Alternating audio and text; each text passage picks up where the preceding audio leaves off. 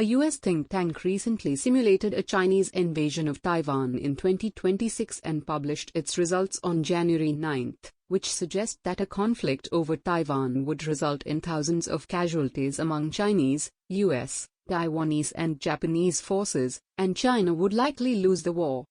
The Washington, D.C.-based Center for Strategic and International Studies, CSIS, conducted war game simulations of a possible conflict over Taiwan, a matter of grave concern among military and political leaders in Asia and the U.S.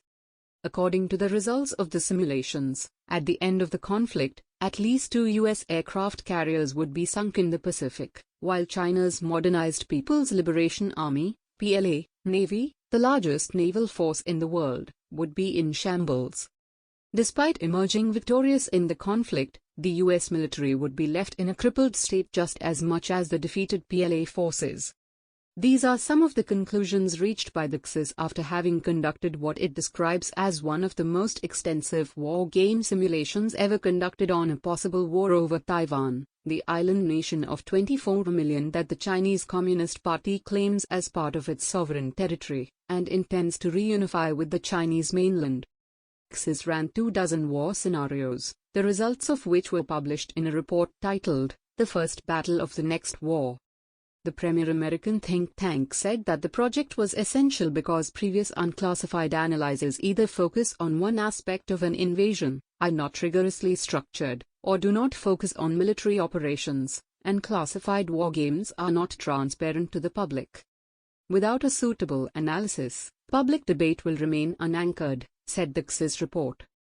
Findings of the CSIS war game. CSIS ran this war game 24 times to address 2 fundamental questions: would the invasion succeed, and at what cost?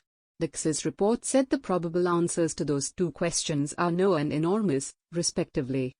The results summarized in the beginning state that the invasion always starts the same way, which entails an opening bombardment that destroys most of Taiwan's Navy and Air Force in the first hours of hostilities. Bolstered by the powerful PLA rocket force, PLAF, the PLA Navy would encircle Taiwan and intercept and prevent any attempts to get ships and aircraft to the besieged island. Tens of thousands of Chinese soldiers would cross the strait in a combination of military amphibious craft and civilian roll-on, roll-off ships while air assault and airborne forces land behind the beachheads. However, according to CSIS, in the most probable baseline scenario, the Chinese invasion would quickly falter as the Taiwanese ground forces, despite the massive Chinese bombardment, would stream to the beachhead, where the invading troops struggle to build up supplies and move inland. Meanwhile, the U.S. submarines, bombers, and fighter-attack aircraft, often backed by Japan's Self-Defense Forces, JSDF, rapidly crippled the Chinese amphibious fleet. Also, even if China conducts strikes on Japanese bases and the U.S. surface ships, the strikes will not be able to change the result, which is Taiwan remains autonomous, according to CSIS. However, the CSIS report also notes that for the conflict to play out in the way mentioned above, Taiwan must resist and not capitulate. This is because some Chinese forces will always manage to land on the island, and Taiwanese ground forces must be able to contain any beachhead and counterattack forcefully as Chinese logistics weaken. In addition, the report also notes that the Taiwanese ground forces have severe weakness and recommends that Taiwan fill its ranks and conduct rigorous, combined arms training. Ground forces must become the center of Taiwan's defense effort, said the report. If Taiwan surrenders before U.S. forces can be brought to bear, the rest is futile, the report stressed. Furthermore, the report also highlights the importance of the U.S. role in the preparation of, and engagement in combat preparation, stating that there is no Ukraine model for Taiwan. According to the experts at CSIS, in peacetime, the U.S. and Taiwan must work together to provide Taiwan with the weapons it needs, as Taiwan must start the war with everything it needs. Unlike in the ongoing Russia-Ukraine war, where Russia has not been able to interdict the overland flow of weapons to Ukraine, China cannot isolate Taiwan for weeks or even months. This is an important point considering the worsening backlog of weapons for delivery to Taiwan that has the U.S. government officials and lawmakers concerned, as reported by Eurasian Times in November last year. the backlog of arms deliveries to Taiwan, which was already more than $14 billion by December 2021, has now reached around $18.7 billion, according to U.S. congressional officials.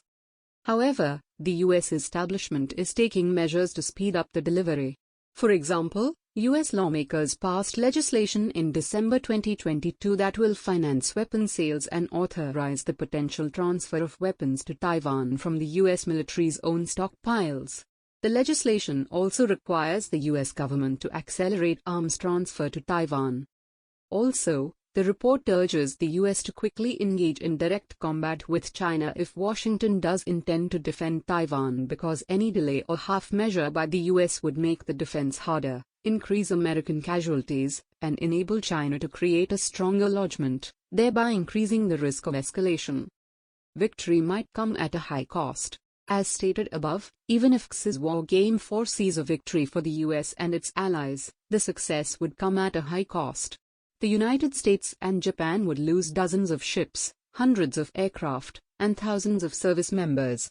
Such losses would damage the U.S. global position for many years, the report said. In most scenarios, the U.S. Navy typically lost 2 aircraft carriers and 10 to 20 large surface combatants. While the report estimates that around 3,200 U.S. troops would be killed in 3 weeks of combat, nearly half of what the U.S. lost in 20 years of war in Iraq and Afghanistan. China also suffers heavily. Its navy is in shambles, the core of its amphibious forces is broken, and tens of thousands of soldiers are prisoners of war, the report said. The report estimates that China would lose 155 combat aircraft and 138 major ships, and about 10,000 troops would be killed. While Taiwan's military is unbroken, it is severely degraded and left to defend a damaged economy on an island without electricity and basic services, according to the report, which estimates that the island nation would suffer about 3,500 casualties and all of its 26 destroyers and frigates will be sunk. Meanwhile, the report found that Japan would probably lose more than 100 aircraft and 26 warships while China attacks the U.S. military bases on its home territory. Is the war over Taiwan inevitable? The CSIS also noted that its report does not imply a conflict over Taiwan is inevitable or probable.